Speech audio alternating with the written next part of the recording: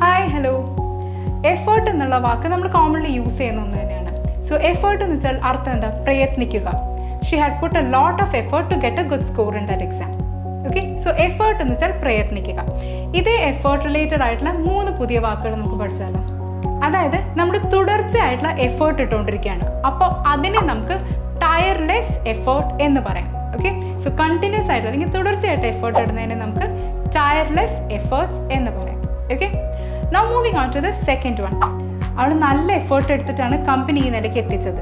Okay, അതായത് നല്ല effort എടുത്തു എന്നതിന് പകരം നമുക്ക് സ്റ്റേർലിംഗ് എഫേർട്ട് എന്ന് പറയാം. Okay, now moving on to the third one. ടീമായിട്ട് എഫേർട്ട് എടുത്തു, അത് അവരുടെ ഒരു ടീമായിട്ടുള്ള ഒരു എഫേർട്ടായിരുന്നു എന്നതിന് പകരം നമുക്ക് കൺസേർട്ടഡ് എഫേർട്ട് എന്ന് പറയാം.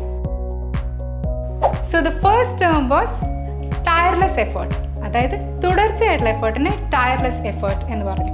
ഓക്കെ, നല്ല എഫേർട്ടിനെ സ്റ്റേർലിംഗ് എഫേർട്ട് എന്ന് പറഞ്ഞു. And moving on to the third one, ടീമായിട്ടുള്ള എഫേർട്ടിനെ നമുക്ക് കൺസേർട്ടഡ് എഫേർട്ട് എന്നും പറയാം.